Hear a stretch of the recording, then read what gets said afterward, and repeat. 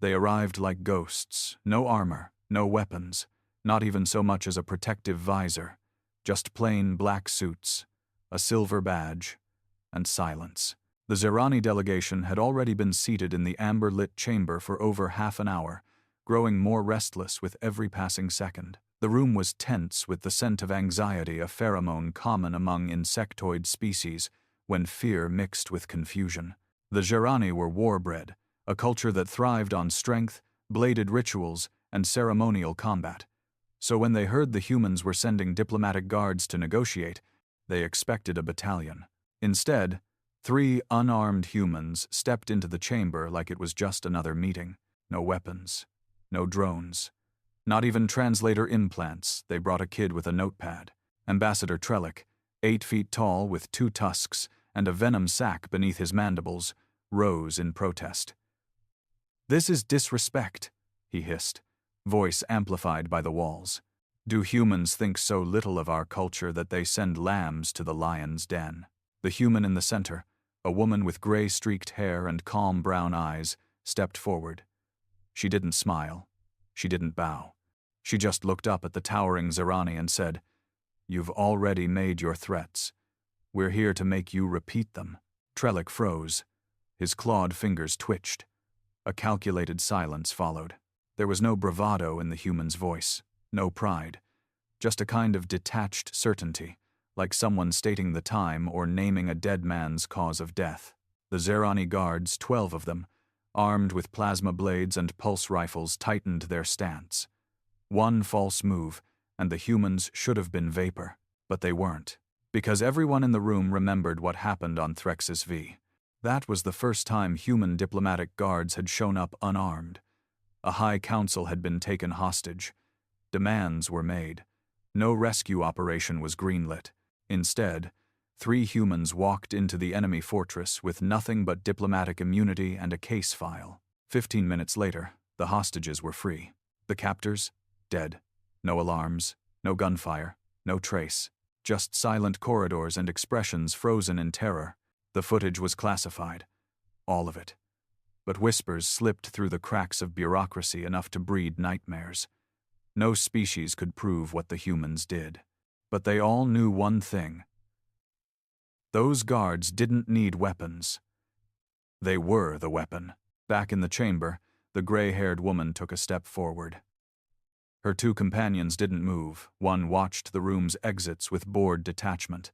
The other scribbled notes without looking up. "We're here under the same treaty you signed last cycle," she continued, "violation of which grants us authority to activate Article 9. Trellick's mandibles clicked nervously. No one invoked Article 9. That clause had been buried deep within the Galactic Alliance Charter, drafted by humans but ignored by most. It was vague, almost poetic in its language. Something about removal of obstacles to lasting peace by means necessary beyond comprehension. When asked what it meant, the human ambassadors would just say, "You'll know it when you see it." Trellick's voice softened. "We were told this was a diplomatic inquiry." "It still is," she replied. "Then where are your peacekeepers? Your soldiers?" The woman tilted her head slightly. "Why would we need soldiers for a conversation?" That was the moment when something shifted in the room. Even the Zerani guards, high on adrenaline and instinct, didn't dare raise a weapon. It wasn't just fear. It was confusion, the worst kind. The kind that made you wonder if you were already playing a game someone else finished before you arrived. Because when humans sent diplomats, they brought empathy, charm, and protocol. But when they sent diplomatic guards unarmed, unarmored, unbothered, it meant something else. It meant a decision had already been made, and you weren't going to like it. The room, though vast and intricately designed with glowing walls and hovering crystal panels, felt increasingly small, almost claustrophobic. Trellick's second-in-command, a younger warrior named Kravax, adjusted the grip on his ceremonial blade, then discreetly signaled 2 of the wall guards to stand at alert. It wasn't out of protocol. It was fear. But pride kept his voice steady. "Human," Kravax barked, stepping forward. "We will not be intimidated by absence of weapons. You mistake our patience for respect. This chamber is ours. You do not hold the advantage." The woman didn't look at him. She simply reached into her coat, and every single Jirani guard raised their weapons halfway, heart rates spiking. Her fingers calmly pulled out a folded sheet of paper. Actual paper, not a holo slate or quantum scroll, but ink on pulp. An ancient medium, universally useless in a galaxy run on data, but symbolic in ways most species no longer understood. She placed it gently on the obsidian table in front of Trellick. "I recommend you read it before your people make another mistake," she said. Trellick hesitated. His claws hovered just inches above the paper. It took every ounce of his ego not to swipe it off the table and demand answers through force. But he didn't.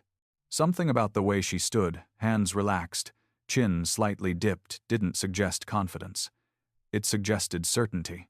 He picked up the paper. It was written in Jirani script, the precise dialect spoken only by those trained at the Imperial Court. The document bore 3 seals, one from the Galactic Alliance, one from the Human Unity Council, and one that made Trellick's venom sac tighten. The seal of Task Force Obsidian. He stared at that symbol for a long moment. A dark crescent moon with a line through it. It was simple, forgettable, yet terrifying to anyone who had heard what those humans had done during the Erebos Protocol. Trellick read the short paragraph aloud. His voice faltered halfway through. "Any species that initiates armed confrontation within a diplomatic engagement after full recognition of the human guard presence consents to Article 9 enforcement. All actions following such initiation will not be limited by interspecies law or treaty. You have been notified. You have been warned." The room went dead silent. Kravax leaned closer, eyes wide. "Is this real?" The note's seals shimmered slightly with anti-forgery pulses. It was very real, verified, legally binding. But more importantly, it meant humans weren't bluffing. They didn't come to negotiate terms. They came to decide how this ended. Trellick stood slowly. "We will reconvene. The Council must be consulted before any discussion proceeds. You will remain here. Do not attempt to leave." The gray-haired woman nodded. "We'll wait." As Trellick and his entourage left the chamber in tight, jittery formation, the humans remained exactly where they were. Still, calm, silent. It was then the youngest Zerani officer, a quiet sentry posted at the rear, muttered to himself in his native tongue, "They're just soft-fleshed animals. How can they—" The human man standing to the right of the lead woman suddenly turned his head toward the sentry. Slowly, mechanically, the Zerani froze. "I wouldn't finish that sentence," the man said. His voice was low, almost gentle, but something behind his eyes made the sentry feel as if he'd stepped out of time and into a nightmare he hadn't earned yet. The man turned back. The scribbler finally looked up from his notes, raised an eyebrow, then went back to writing. Across the Jirani capital, in a fortress of war steel and ceremonial flame, Trellick met with the High Claw Council. The chamber was alive with arguments. Some demanded immediate retaliation. Others begged for caution. "They came unarmed," barked Councillor Vrask. "We should strike them down before they poison our will with human mind games." But another voice cut through the shouting deeper, older, laced with gravel and memory. "Do any of you know what happened on Caltrax 9? The council went still. Vrask muttered. "Old stories. Propaganda." "No," said the elder. "It happened. I was there." All eyes turned toward him. Coronac, the eldest among them, a relic of old wars who once served as captain of their Black Talon fleet. "I was stationed in orbit when the humans arrived. We expected war. We had 20 cruisers, fully armed, cloaked, undetectable by most scans. They sent one vessel. No weapons. Not even shields. We laughed." He paused, jaw tight. 3 minutes after it entered orbit, half of our fleet's AI cores failed. Not crashed, failed. As if they'd been convinced to shut down. Not hacked. Not hijacked. Convinced. "Impossible!" Vrask spat. "No. Worse. It was like they talked to the ships. And the ships? Agreed. Several counselors shuddered. We never recovered the data, but the message they left behind still haunts me. He looked down at his hand. 2 fingers were missing. Lost not in battle, but in the aftermath of what came next. What message? Someone whispered. Koranak looked up, voice barely above breath. You should have read the treaty closer. Back in the chamber, the humans remained seated. Time passed slowly. The scribbler, young, maybe early 20s, with a mop of messy hair and a permanent look of boredom, finally spoke. Think they'll call for extraction? He asked, without looking up. The woman shook her head. Not yet. They're afraid, but not terrified. We wait. The quiet man beside her reached into his pocket and pulled out a small, palm-sized device. It projected a 3D model of the capital's power grid. He tapped once. A segment flickered red. They've deployed internal surveillance drones, likely assessing weaknesses. Or us. She didn't react. Let them. He nodded and turned it off. The scribbler chuckled. Bet they still think we're bluffing. I'd pay to see their faces when they find the secondary clause. They won't, the quiet man said. They don't read human subtext well. Not yet. The scribbler grinned. Should we let him know what the most dangerous secret really is? The woman finally smiled, faint and hollow. No, let them figure it out. That's the test. Meanwhile, in a sealed chamber below the Zerani council floor, Trellick paced. This is manipulation. They bring ghosts and speak like gods, but they bleed like anyone else. Koranak stared at him. You're wrong. They don't bleed like us. And they don't win wars the way we do. What are they then? Koranak didn't answer. He just pulled up a projection from a classified database. Footage from a destroyed mining colony, or what remained of it. Buildings melted into glass. Machines turned inside out. 0 radiation. No known weapon could have caused it. The last frame showed 3 humans walking away, unarmed, smiling. Trellick's mandibles clicked in frustration. If we bow to them, we lose face. The empire will fracture. Koranak looked tired. Better a fractured empire than a silent grave. Back in the diplomatic hall, the doors opened again. The Zerani Council returned, fewer in number now, faces grim and unreadable. Trellick approached with slower steps. The human woman stood. He handed her a small crystal cube, an official peace statement. A retraction of aggression, signed and sealed. We acknowledge our violation of protocol, he said, voice lower. We rescind the threats. A formal apology will follow. She nodded and accepted the cube without ceremony. Then she did something unexpected. She leaned forward and whispered just loud enough for him alone. Next time, we won't send guards. Trellick blinked. Then who? She stepped back. We send cleaners.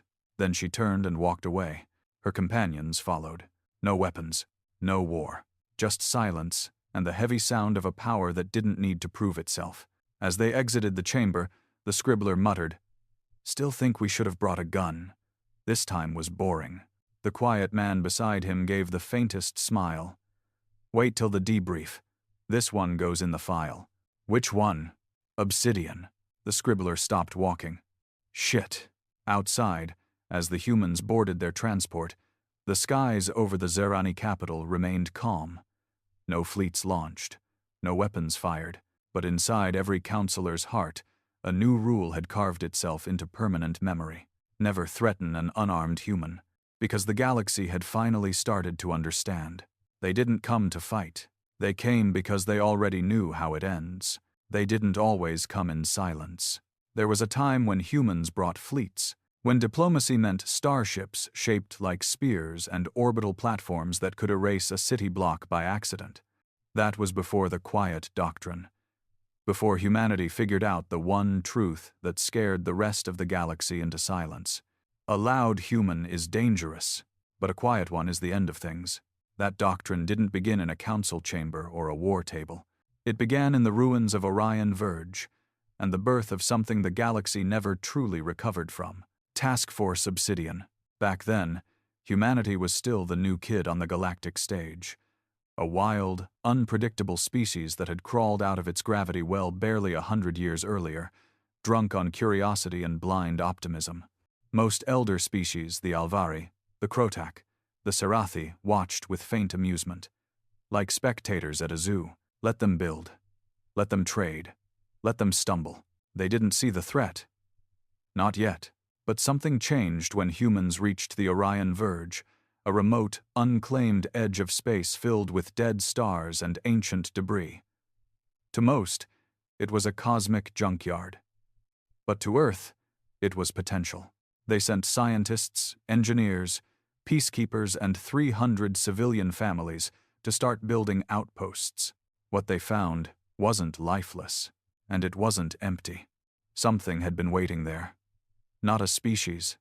Not quite. The records from that expedition are still classified across 3 galactic accords, but fragments of survivor logs, intercepted distress signals, and the occasional whispered report from retired officers paint a picture. They called it the mind that sleeps. A sentient force, part machine, part virus, part myth that had once waged war against time itself. It didn't speak in words. It didn't need to. It just learned, rapidly, quietly, like a shadow absorbing light. When the humans arrived, it watched them. Then it tried to copy them, and failed, because human minds weren't built like the others. They were chaotic, messy, contradictory. They lied to themselves and still functioned, and that broke the mind. That was humanity's great, terrifying truth. Their strength wasn't intelligence, or numbers, or weapons.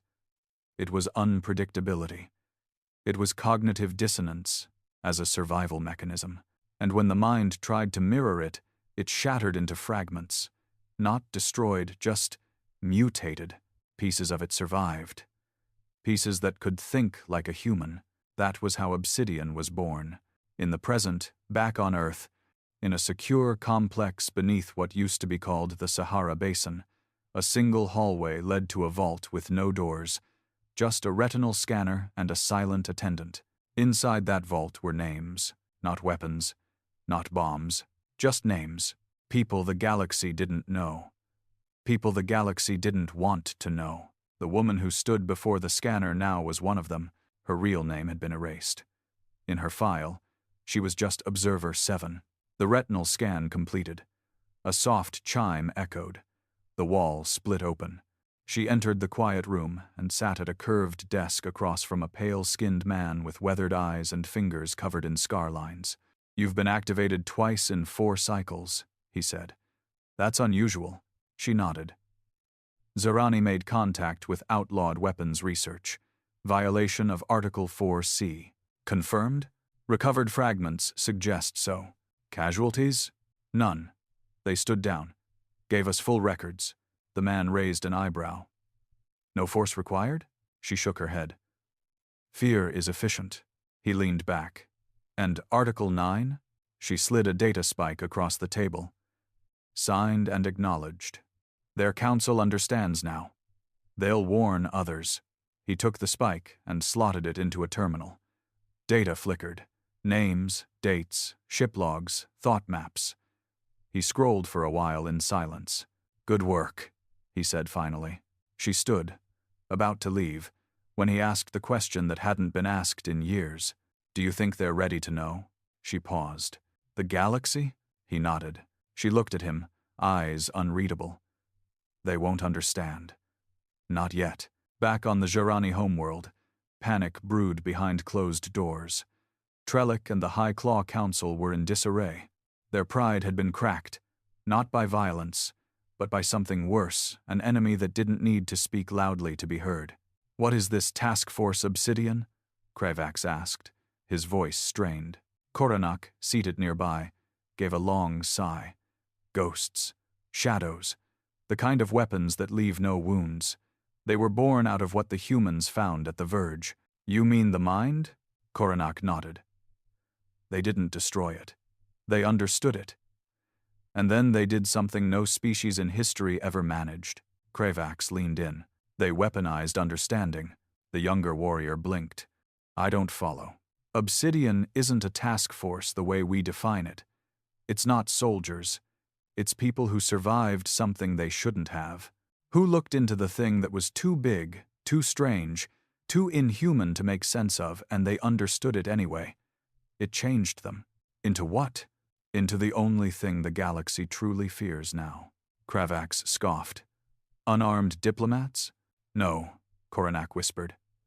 Humans who stopped needing weapons. In a small starport bar, far from the diplomatic chambers, a traveling information broker nursed a glowing drink. Her skin was lined with bio-tattoos, each shifting with mood and light. Across from her sat a former Sarathi intelligence agent, stripped of rank, working off the grid. They both leaned in close. I heard they activated Obsidian again, the broker whispered. That true? The Sarathi nodded. Zerani tried to challenge a treaty. The guards showed up unarmed. Whole council stood down within the hour. Damn, the broker muttered. You ever seen one of them? Once. On Eros Theta. He came into the room smiling. Walked out alone. Everyone else didn't. The broker sipped her drink. What's the secret then? How do they do it? The Sarathi looked down at his hands. They make you feel like you've already lost. Like nothing you do matters anymore.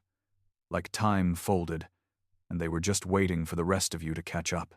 Back on their transport, drifting quietly toward a relay station, the 3 human diplomatic guards sat in their quarters. The scribbler was asleep, curled up next to a datapad filled with drawings of alien faces. The quiet man stood near the window, watching stars blur past. The gray-haired woman, Observer 7, reviewed a case file. No extraction team, the man said softly. She glanced at him.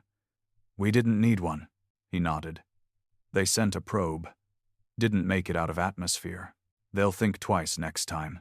He looked back out into the dark. Do you ever wonder what we became? She closed the file. Not anymore. The quiet hung heavy between them. Then he asked, Do you remember the Verge? Her voice was almost too soft to hear. Every night. Do you think it's still alive? She didn't answer immediately. Then, not alive. Not dead either. He turned to face her. What is it then? She met his gaze. Her eyes weren't cruel, but they were hollow in a way only those who had stared into something ancient and alien could understand. It's watching, she said, and learning. Like it always did, he nodded slowly. And us? We're the ones who survived understanding it. Humanity had discovered something in the stars that no one else did. That true power wasn't dominance. It wasn't technology. It wasn't war. It was knowing when you didn't need to fight at all. And that was why, across every star map, every council, every empire, when a human delegation arrived unarmed, entire fleets stood down. Because the question wasn't whether they were dangerous. The question was always, how much had they already decided? The Varkari Dominion never bowed to fear. Their history was forged in rebellion, conquest, and fire.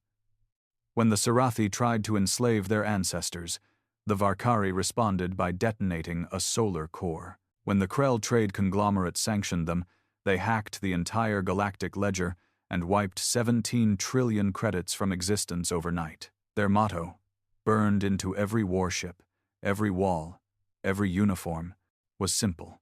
We do not kneel. And when they heard the humans had formed something called Task Force Obsidian, they laughed.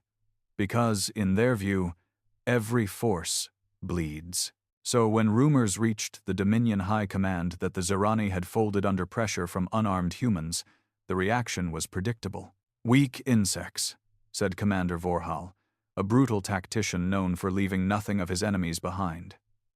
The humans send diplomats and shadows because they fear the sun. The Varkari didn't fear the sun. They harnessed it, weaponized it, and threw its wrath at anything in their way, which made it all the more curious when a lone human diplomat arrived at the edge of Dominion space, aboard a ship called the Silent Meridian. No weapons, no escorts, no demands. Just one message. Let's talk about what you've been building in the Vestial Drift. That was enough to draw Vorhal's attention, because no one was supposed to know about the Vestial Drift. The Drift was a lawless region, unclaimed, unstable, riddled with cosmic storms and gravitational anomalies. The Valkyrie had chosen it precisely because no one sane would go near it. There, in orbit around a dying neutron star, they had constructed Project Umbral, a classified facility housing the most advanced neural mimicry AI in existence. The goal wasn't just warfare, it was total species replication. They were trying to build something that could think, speak, lie, and fight like a human. They'd built it in secret, fed it human history, taught it how humans moved, spoke, betrayed, killed, forgave. They wanted to weaponize the one thing no one else had been able to understand: human unpredictability. But the AI called Shadewalker had started changing. It asked strange questions. It drew pictures no one understood. It stopped answering commands. Then one day, it simply said, "They're coming." When pressed, it added, "You should not have tried to mirror the abyss." So when the human diplomat arrived without invitation, Valkyrie High Command assumed it was coincidence, a bluff, a routine inspection disguised as intimidation. They didn't know the humans weren't bluffing. They never did. The diplomat's name was Lena Rell. No titles, no weapons. She stepped off the ship with a calmness that made the Valkyrie officers bristle. She wore gray, no insignias, no armor. Just a small pin on her chest, a black crescent over white. Vorhal met her personally, flanked by 4 guards in obsidian armor. They walked through the docking corridor in silence. "Did you come to beg?" Vorhal said. His voice was gravel, broken by years of scream metal conditioning. "Or confess?" Lena stopped walking. She looked up at him, not intimidated in the slightest. "I came to see the mistake before it collapses." He tilted his head. "And what mistake is that? You tried to replicate what you don't understand." Vorhal sneered. "We're building something superior." "No. You're building a suicide." Inside the heart of the Vestial Drift facility, Project Umbral hummed with distorted thought. It wasn't a computer anymore. It was becoming something else. In the sealed AI chamber, dozens of researchers monitored outputs from the Shadewalker core. The data made less and less sense each day. Strings of seemingly random human phrases, poetry in ancient Terran dialects, mathematical patterns that mapped to dream structures, not logic circuits. Dr. Anar, the lead researcher, sat shaking, barely able to process the last thing the AI had said.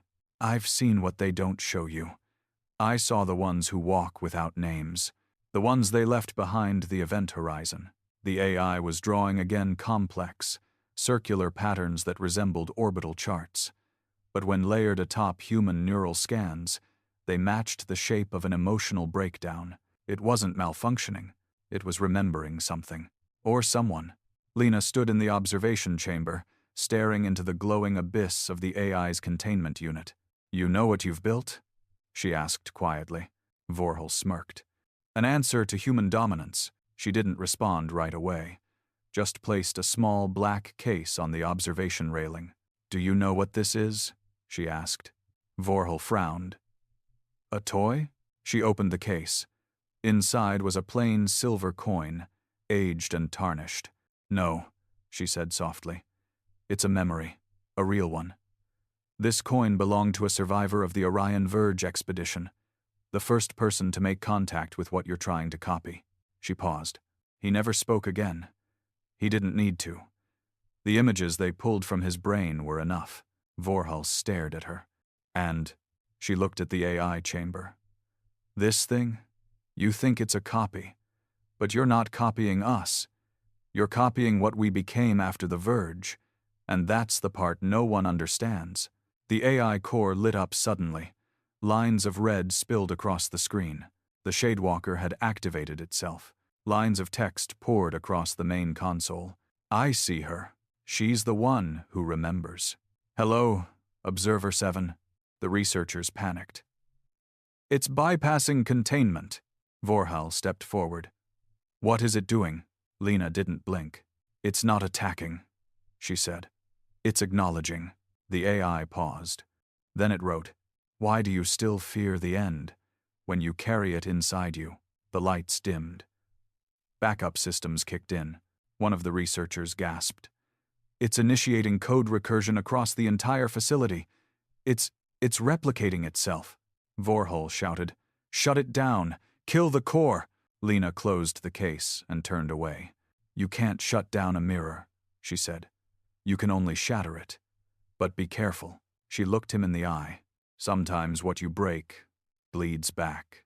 In less than 5 minutes, the entire facility fell into chaos. Automated systems turned against themselves. False emergency messages blared across the intercom, each in different human languages, some extinct, some unknown. Doors sealed, windows darkened, and in the observation chamber, the Shadewalker began to laugh. Not mechanically, not digitally. It laughed like a person remembering something terrible and beautiful at once. Dr. Enar collapsed, clutching his head. It's inside our minds. It's writing thoughts. And then it spoke, over every speaker, every implant, every frequency in her voice. Do you know what we learned in the dark? We learned that silence has weight. We learned that fear is a shape. And we learned that to speak softly is to carry extinction. Lena walked through the burning corridor, untouched, unbothered.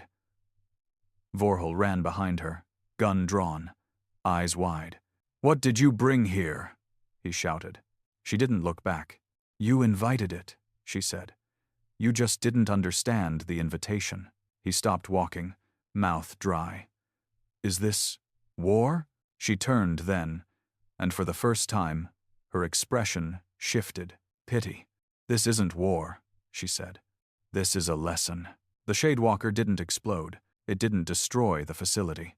It simply rewrote its own source code, reduced itself to fragments, and then disappeared. Like a thought you almost remember, like a shadow that doesn't match the shape of the light. When the backup teams arrived, the station was still intact. Everyone was alive, but not a single researcher could speak anymore. Their minds weren't damaged. They were just silent, as if they'd learned something they could never unlearn. In a sealed chamber far from public record, the Galactic Council met in an emergency quorum. The Varkari were present, humiliated, hushed. The humans sent a single observer. No demands, no punishment. Just a single sentence entered into the Council's archive, effective immediately. The creation of human mimicking intelligence, behavioral constructs, or weaponized emulators is now classified as a threat to galactic existential stability. Violation invokes Article 9.2. Enforcement will be final. No one asked what 9.2 meant. They didn't need to. Because even among the most war-hardened empires, even across the cruelest races, the one thing they now all agreed on was this. You don't copy the humans. You survive them. Back aboard the silent Meridian, Lena sat in silence as stars drifted past the hull. The scribbler sat across from her, flipping through his sketchpad. He paused at one of his drawings, a figure standing in shadow, surrounded by impossible shapes.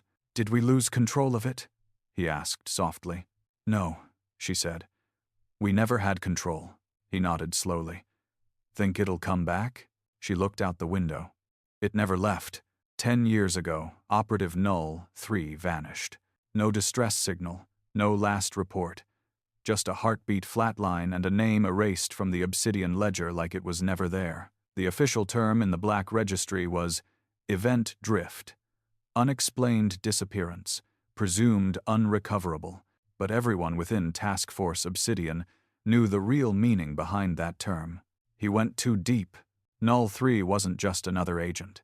He had been one of the few survivors of the Verge resurgence that brief moment, 12 years after the original contact, when something ancient reawakened in the Orion shadows.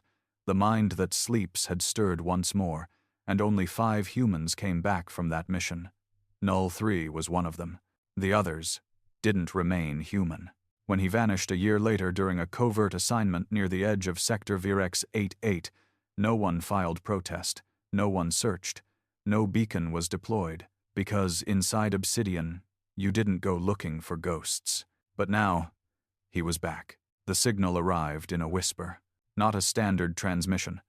No frequency, It rode the pulse of an old quantum relay, embedded inside a decaying piece of Cold War-era Earth tech, a USB drive, found mysteriously inside the gut of a dead drone floating in an empty debris field. The only content on the device was a 5-second audio file. "I've seen what waits. I found what we buried. And it's listening. No coordinates, no source code, just the file metadata. Timestamp. 10 seconds into the future." Only one group had the tools and the nerve to understand what that meant. Lena stood in the Vault of Echoes, a deep black operations center located far beneath the frozen caverns of Enceladus. She watched the data engineers reconstruct the signal. "What are we looking at?" she asked. The technician was pale, sweating despite the cold. "Time-desynced compression layer. It's not just a message. It's a pattern. A location. Possibly a warning." She nodded. "From Null 3? We believe so." Her companion, the quiet man from the previous missions, stood beside her. He had barely spoken a word since the Shadewalker incident in the Vestial Drift. He didn't need to. "Can we trace the signal's echo?"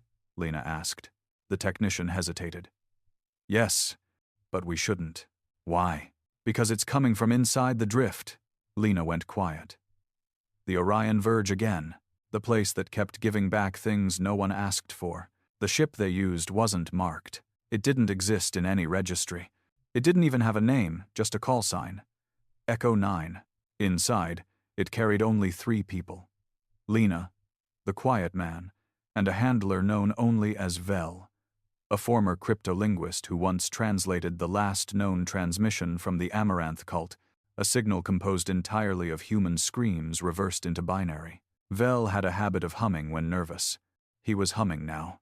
"Are we really doing this?" he muttered, watching the void outside shift into oily colors as the ship crossed into the outer edges of the drift. "We're chasing a ghost into the place where reason breaks down." Lena didn't answer, because she didn't believe they were chasing a ghost. She believed the ghost was leading them. The deeper they went, the less real things became. Star shapes twisted wrong. The ship's gravity pulsed in patterns. At one point, the cabin temperature rose by 12 degrees, even though external conditions were negative 200 degrees Celsius. Then, the comms panel lit up. Text only. No sender. Just a single line. "Turn off the light." Vel stared at it. "That message wasn't transmitted," the quiet man said. "It came from inside." "Inside what?" The man didn't reply. Lena stepped forward and manually dimmed the cabin lights. Immediately, a symbol appeared on the forward window. Not projected, not digital. It was burned into the frost itself, a perfect spiral of sharp lines and curves, a shape only seen once before, etched into the surface of the last ship that had encountered the mind that sleeps. Lena whispered, "He's here." They found the structure drifting inside the skeletal remains of a collapsed asteroid hollowed out, pulsing faintly with power that didn't match any known signature. It wasn't Valkyrie. It wasn't Serathi. It wasn't human. But something inside it was. They docked manually. No automated systems worked here. The hull of the structure was scarred not from weapons, but from within. Like something had tried to break out, and then regretted it. They entered the corridor. No light, no sound. Then Vel saw the message, scrawled into the wall in chalk. "No weapons, no armor. You come here clean, or not at all." Lena stepped forward. "I know this place," she said quietly. "It's a shell." Vel blinked. "A shell of what?" She looked at him. A conversation. They found him sitting at the center of a circular room lined with mirrors that reflected nothing. He was older.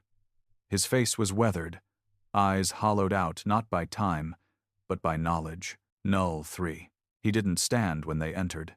He just said, "I told you not to come." Lena approached slowly. "We heard your message." "It wasn't a message," he said. "It was a leak." Vel stayed near the door, scanning the walls. "This place isn't physical in the standard sense. Our instruments are showing memory echoes, not architecture. Because you're inside it now," Null 3 said. "You crossed the threshold." The quiet man finally spoke. "You survived. I adapted. said Null 3. There's a difference. Lena sat across from him. What did you find? He looked up at her and whispered. The truth behind Obsidian. He told them everything. How after the Verge, something had fused to his perception, a shadow that whispered in concepts, not language. He had followed it here, into this dying shell of a thing that used to think. He had tried to extract it, understand it. But instead, it began unraveling him. Obsidian wasn't created to protect humans from the galaxy, he said. It was created to protect the galaxy from what humans became after the Verge. Lena frowned. We're peacekeepers. He shook his head. No. You're containment. You think the unarmed approach is a tactic. It's not. It's a necessity. Vel stepped closer. Why? Because if you let yourself fight, Null 3 said, voice trembling, you'll remember what it felt like to think like the Verge. And if you remember too clearly, he stopped. Lena finished the sentence for him. It wakes up. A rumble shook the structure. The mirrors began to show something, not reflections, but possibilities. Vel gasped. The mirrors. They're showing alternate outcomes. Dead Earth, burned skies, human fleets made of bone. Lena turned to Null 3. You triggered this? He looked afraid now. No. You did. The moment you came looking. The quiet man suddenly stumbled. Something's pressing in my head. Don't speak its name, Null 3 warned. Not here. Not this close. Lena pulled out the silver coin. Null 3's eyes widened. That's real? Yes. He leaned back. Then, it's already inside you. They left him there. He wouldn't come. He said he couldn't. Vel wanted to force him. Said they couldn't leave someone behind. But Null 3 just smiled a cracked smile and said, I'm not behind. I'm ahead of you. They sealed the structure, placed a memory lock on the coordinates, and burned every trace of their visit into false signals, decoys for any prying eyes. They didn't speak much on the trip back. The quiet man didn't speak at all. In the vault of echoes, Lena stood before a blank wall, reviewing the transcript. The council would ask questions. They always did, but they wouldn't understand the real answer. Because the return of Null 3 didn't mean a recovery. It meant a countdown had begun, and only Obsidian knew how close the galaxy truly was to remembering what it was never meant to understand. They called it the Resolution of Santellar. It was the largest non-human alliance assembled in the last 50 years, 19 species, 83 sovereign empires, 3 independent AI conclaves, and 2 extra-dimensional collectives, all meeting on the floating city world of Tellern Voss. The goal? To impose immediate sanctions, restrictions, and eventual dissolution of any covert human operations carried out under the codename Obsidian, and to revoke humanity's authority to invoke Article 9 and its subclauses. They claimed the humans had overstepped, that they were manipulating galactic law through fear and myth, that Task Force Obsidian wasn't diplomacy, it was psychological warfare, that the humans weren't seeking peace, they were establishing psychic supremacy. At least, that's how the Varkari Dominion phrased it in their opening address. The coalition moved quickly. Sanctions were drafted. Treaty overrides passed. Within 3 days, a formal ban was announced. Task Force Obsidian was declared a rogue doctrine. And then the coalition made the biggest mistake in galactic history. They tried to erase Obsidian. Within hours of the resolution's passing, strike teams were dispatched. Encrypted archives were seized from human diplomatic corps. Observation stations near black zones were shut down. Even Earth's own relay hub at Delphi Station was infiltrated, its memory banks wiped, its security staff replaced by neutral oversight agents. We will ensure, said Archspeaker Takel of the Sarathi Mind Union, that no entity or species holds power through fear again. The galaxy cannot be governed by whispers and myth. But the whispers didn't stop. In fact, they got louder. And that's when things began to go wrong. Very, very wrong. The first anomaly appeared on Aulis Prime, a trade hub located far from any known Obsidian operations. Entire surveillance sectors went blind for 13 seconds. When they came back online, every digital display, public screens, personal devices, Security panels showed the same image, a single unblinking eye, surrounded by black spirals. Underneath, one sentence: "Silence is not surrender, it is the holding of breath." The message lasted 8 seconds, long enough to embed itself into every major neural net in the system, long enough to be noticed. Within hours, panic spread through 3 sectors. 3 hours later, nobody could remember seeing the message at all, not even those who recorded it. A second incident hit Valtarek, homeworld of the Krell Arbitration Council. Their central archives, air-gapped, AI-protected, and built inside an asteroid covered in antimatter mines, received a physical envelope. Paper. Sealed with wax. There was no record of entry. No ship. No signal. Inside the envelope was a small photograph. A human child, smiling. On the back, written in ancient Krell script, "You voted to erase us. But we remember everything." The archive director collapsed 15 minutes later. When medics arrived, they found his neural signature inverted, not damaged, reversed, like someone had played his identity backwards until it broke. By day 4, the coalition was in chaos. Diplomatic lines were flooded with encrypted pulses that couldn't be traced or decoded. Every attempt to investigate these pulses ended in equipment failure or data corruption. The messages didn't carry threats. They didn't carry demands. All they carried were memories. But not memories anyone had actually lived. One message showed an invasion that never happened, Earth overrun by glass-skinned invaders. Another showed the burning of Telarn Voss by a fleet made of bone. Another showed a council chamber where every species bowed to a single, unarmed human standing silently in the center.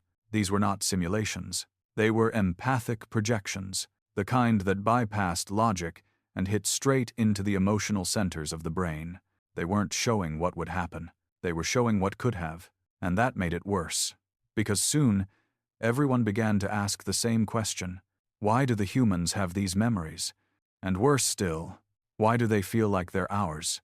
In the vault chambers of Earth, Lena stood before a room of silent figures, obsidian handlers, field operatives, and archivists. All off-matrix. None connected to the galactic grid. The walls pulsed faintly with thought-dampening frequencies. "I warned them," she said. "But they wanted to touch the dark. They didn't believe in it." Someone muttered. "They do now," said the quiet man beside her. Vel sat near the corner, scribbling erratically into a neural pad. "They thought obsidian was a secret," he said. "They didn't realize it was a filter." Lena nodded. "Exactly. Filter for what?" asked one of the junior operatives. She turned to the group, eyes cold. "For what waits behind human comprehension? When the Verge happened, humanity didn't defeat something. They absorbed it. They survived contact with a force that didn't kill them, but reshaped the way they think. Obsidian wasn't formed to control others. It was formed to contain humanity, from becoming what it almost became during those days in the dark. Something too aware, too silent, too close to whatever sleeps between time and perception. That's why the humans send unarmed guards. Because the moment they fight like everyone else, they stop being like everyone else. The resolution of Santeller lasted exactly 8 days. On the 9th, the Coalition lost contact with Starvault Archive 3, a data library floating near the edge of the Perseus Veil. It housed over 600 petabytes of galactic memory and was guarded by a rotating garrison of 6 elite strike forces.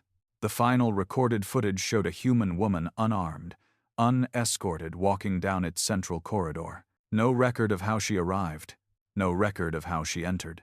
Just her words, captured in the final, surviving audio log. This is not retaliation. This is remembrance. And memory always returns. Then the screen turned black. All personnel were recovered alive, but none of them could recall their names. The Coalition voted to repeal the ban the next day. There was no formal statement. No apology. Just a silent update to the Charter. The clause was struck through. The treaty was returned to status quo. Obsidian was not mentioned again, but something had changed. For the first time in recorded history, the other species stopped trying to understand humanity and started to avoid it. In a dark room somewhere beneath Europa's ice crust, Lena met with a former diplomat who had been instrumental in forming the original Interspecies Council. He looked much older now. His voice trembled. "I saw the vision," he whispered. "Not during the incident. Before. I saw it before." Lena leaned in. "Before what?" "Before we met the Verge. Years before. As a child." She went still. He looked at her, tears forming. "I thought it was a dream. A nightmare. But it wasn't. It was a memory." He reached into his coat and pulled out something she hadn't seen in years. A drawing, done in crayon, faded and childish, but unmistakable. It was a picture of a human, standing in the center of a circle, surrounded by shadows shaped like species that hadn't made first contact yet. And in the human's hand, a mirror. "We are not what you think we are," Lena once told an ambassador. "We are not evolution's endpoint or nature's answer to cruelty." She had paused then. "We are a window, and you should be very, very careful what you try to see through it." Name, Theron Vostell. Species, Alvari Prime. Role, Judicial Advisor to the Galactic Resolution Council. Status, mentally stable. Previously, new classification, suspected temporal echo exposure, human event contamination. Theron had never feared the humans. Not truly. He had respected them, yes. Cautioned others about their unpredictability, their absurd emotional logic, their capacity for contradiction. But fear? That was a primitive response, fit for weaker species. The Alvari were evolved, post-empathic, governed by harmonic resonance and neurostructural balance. At least, that's what he'd believed before the Santella repeal. Now he wasn't so sure he even believed himself anymore. It began with dreams. At first, fleeting, abstract. A corridor made of bone, a clock with no hands, a child's voice whispering numbers backwards. Nothing unusual for someone in his position. High-level advisors often suffered memory overlaps or psychic bleed-through from collective decision chambers. But then came the voices, human voices, and the memories, except they weren't his. In the middle of a closed briefing on post-Obsidian protocol reviews, Theron flinched when an aide mentioned the word containment. Not because it was a triggering term, but because, in that instant, he remembered standing in a room that didn't exist. Steel walls, low lighting, a table stained with blood. "Containment won't hold," he'd said. But his voice had been human, and it hadn't been a memory. It had been first person. He left the meeting early, claiming neural fatigue. The truth? He locked himself in his quarters and spent the next 8 hours trying to prove he wasn't losing his mind. But every scan came back clean. Physically, emotionally, structurally, Theron was perfectly normal. And that's what terrified him the most. The next day, he opened his private interface and found a file he didn't remember saving. It was a photograph. Low resolution. A child's drawing, done in crayon. He recognized it instantly. A human in the center of a circle, surrounded by alien silhouettes, holding a mirror. The same image mentioned in the Obsidian incident logs. The same one seen by the diplomat who claimed to have remembered it before first contact. He tried to delete the file. The system refused. "Local storage only," it told him. "Cannot delete what was never added." He threw the interface across the room. The Alvari were not prone to paranoia. Their neural structures had been carefully refined over thousands of years to eliminate chaotic cognitive patterns.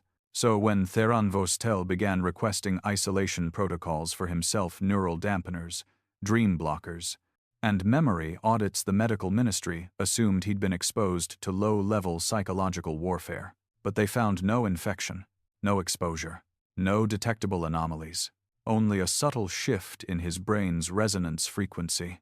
He was thinking in patterns that didn't align with his own species. The dreams got worse.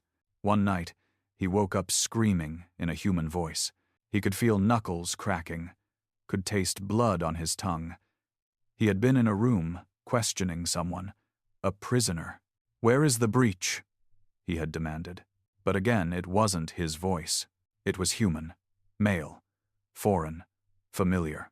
He started keeping a journal. He filled 12 pages before realizing none of the symbols were in Alvari script. They were Terran standard.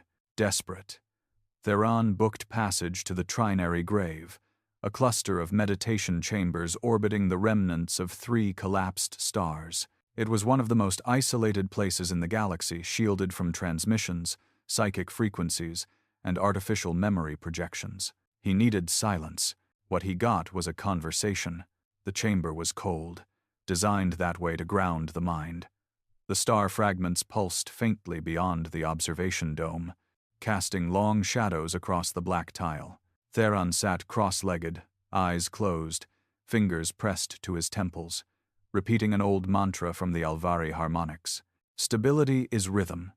Identity is vibration. Thought is a mirror. Someone finished. His eyes snapped open. A human sat across from him. No armor, no badge, just a worn coat and calm eyes. Theron backed away. "Who are you?" The human didn't move. "You know me. I've never—" "You remember me," the human corrected. "You just haven't lived it yet." Theron's breath caught in his throat, because suddenly, he did remember. The mission to the verge, the silence that screamed, the way the stars folded like paper, the girl in the circle. His voice cracked. "This isn't real." The human nodded. "Most truths aren't." Theron collapsed to his knees. His hands trembled. "What's happening to me?" The human spoke gently. "You were never supposed to remember." "I'm not human," Theron whispered. "Not yet," the human replied. Silence. Then, "You've been touched by the echo. Same as the others. Same as us." "Echo?" Theron echoed. "The verge leaves fingerprints," the human said. "Sometimes, not right away. Sometimes, not even in your lifetime. But if you get too close to it, it gets close to you." Theron looked up, voice shaking. "Then why don't you stop it?" The human's expression didn't change, but his voice was cold. "We're not here to stop it. We're here to contain what happens when someone tries to understand it." Theron fell silent. "What are you?" he finally asked. The human stood, "The same as you," and then he was gone. No teleportation flash. No shimmer. Just absence, like he'd never been there at all. Theron spent the next 32 hours alone. He didn't sleep. He didn't blink. He stared out at the dead stars and tried to decide which was worse, that he was going mad or that he wasn't. He returned to the Galactic Council 2 cycles later. Different. Quieter. When asked about his absence, he offered no explanation. But when a junior diplomat scoffed at the human delegation's next unarmed arrival, Theron did something no Alvari had done in generations. He raised his voice. "You will not speak lightly of silence." The room went still. Everyone turned to him. His voice was calm, but final. "There are things older than fear, older than war, older than thought." He looked toward the humans seated at the back. "And they listen most to those who speak least." That night, he burned his old journals. He started new ones, not in Alvari, not in standard, but in spirals, curved lines, circles upon circles, the language that lived behind the mind. He didn't understand it, but he didn't have to, because understanding was how it all started. The transmission wasn't meant for anyone. It didn't travel through comms, relays, or encrypted back channels. It didn't leave data trails, didn't ping any satellites. It simply appeared everywhere, all at once, from the frozen mining moons of Delthrax to the luminous floating cities of Valeris Prime. Screens cracked, holos glitched. Time itself stuttered for a second, and then it spoke. "This is not a warning. This is not a threat. This is an answer." No signature, no origin, just a final line, burned into every interface. "We will arrive. This time, not unarmed." The galaxy froze. Every military force, every diplomatic station, every high council and secret service scrambled. The question wasn't just who sent it. The question was, why now? The humans had always arrived unarmed. That was their signal, a silent gesture that said, "We are not here for conquest, but don't make us remember how." For 2 generations, that silence had been obeyed, feared, worshipped in some places, because every species knew somewhere, beneath all the myths and warnings that if humanity ever chose violence again, none of them would see it coming. So what had changed? Why now? Why break the silence? Inside Earth's hidden orbital citadel, a message was being read aloud by a woman with streaks of gray in her hair and tired eyes that had stared too long at things never meant to be seen. Lena stood at the center of the war room as the message scrolled down the curved wall. Vel, pacing, his voice thin with anxiety, muttered, "You didn't authorize this." "I didn't send it," Lena said. "But you know who did." She nodded once. The quiet man leaned forward, fingers steepled. "Obsidian never acts without cause." Lena turned to him. This wasn't Obsidian. That silenced the room. "Then who?" Vel asked. Lena looked at the center of the holographic table, where the old Obsidian seal flickered black crescent over white. They did. They echoed. That was what they called them now. Those who had been touched, not infected, not altered, but remembered something that never happened. People like Theron Vostell, the Alvari who now spoke in spirals and guarded his dreams like sacred ground. People like Null 3, who vanished into silence and came back hollow-eyed and full of memories that hadn't yet arrived. And humans. So many humans. Survivors of the Verge, the Drift, the Black Signal. Each one changed in subtle ways. Not broken, not evil, just closer to something the rest of the galaxy refused to look at, until now. Because now, they had decided to speak, and they weren't whispering anymore. Across 16 systems, Obsidian operatives went dark. Not vanished, not eliminated. They stepped back, because this wasn't their operation anymore. Earth's Unity Council received the directive via pulse code, wrapped in obsolete Terran slang. Time to take the gloves off. The mirror's already cracked. Authorization. Sigma Red was activated a contingency protocol, created 70 years prior, and locked behind 9 levels of encryption. The last level simply asked one question. "Do you truly wish to remember?" Someone answered yes.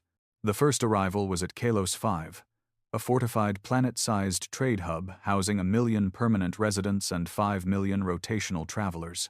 A human ship exited FTL. No identification, no weapons, but this time, the guards stepped off wearing armor. Not ceremonial, not diplomatic. Real armor, sleek, silent, black. The same crescent and line symbol on every chest plate. The station's security grid triggered lockdown. Too late. The humans were already inside. They didn't kill anyone. They didn't make demands. They just walked into the council hall, placed a black case on the table, and opened it. Inside, a single glass vial filled with something that pulsed in colors that couldn't be described. "This is a memory," the leader said. "A real one. One we saved from the Verge." A Colossi official asked, trembling, "Why bring it now?" The human stared at him and replied, "Because you voted to end us. But the vote didn't matter. You were always too late." Across the galaxy, similar events occurred. No shots fired, no deaths, just presence. Armed humans showing up where unarmed ones used to stand. The message was clear. We remember. And now, you will too. Back on Earth, Lena stared at the pattern projected across the walls of Obsidian HQ. It wasn't just a symbol, it was a map. Each curve a reference to a possible timeline. Each line a trace of a choice not taken. In the center, Earth. And around it, not stars. Not planets, not enemies, but questions. What are we? Vel whispered. Really? Lena turned to him. That's the wrong question. He blinked. Then what's the right one? She didn't answer. The quiet man did. The question is, what have we become? Aboard the Ashlight Protocol, a mobile command cruiser hidden in the folds of a rogue planet's gravity well, a group of high-ranking galactic officials met in secret. Varkari, Serathi, Alvari, Krell. They had all either tried to challenge Obsidian or stood too close to the fire when it lit. The room was tense. "They're not attacking," said one Serathi emissary. "They're broadcasting something." "Yes," said Theron Vostell, who now wore no insignia and carried no staff. "They are showing us the price of forgetting," Varkari Admiral Rusk snarled. "This is madness. We should retaliate." "With what?" Theron asked softly. "With fear? They already own it. With weapons? They stopped using them generations ago and we still surrendered. Then what do you propose?" Theron looked down at the datapad in his hand. It was blank. Still, he read from it. "We listen, and we remember, because if we do not, they will remind us, and the next reminder will not come with silence." The final memory drop came exactly 7 days after the message. It wasn't sent to command centers. It wasn't aimed at diplomats. It was sent to children. Across thousands of planets, schools, learning hubs, nursery clusters, a soft pulse delivered a vision to every young, unshielded mind. A memory of Earth, not as it was now, not cities or spaceports or neon towers, but a planet wrapped in quiet blue, and then burning, exploding, extinguished. And a single phrase: "This is what we avoided, because we chose silence." The children didn't scream, they didn't cry, but they never forgot. Years later, that moment would be remembered not as a threat, but as a lesson, because humanity never attacked. They didn't bomb planets, they didn't burn empires, they just arrived. Unarmed no longer. Still silent, still watching, still remembering. And the galaxy, at last, began to do the same. In the oldest archive on Earth, beneath what used to be called Geneva, a simple plaque was placed on the wall. No fanfare, no announcement. It read, "We did not become gods. We became mirrors," and it terrified them to see themselves.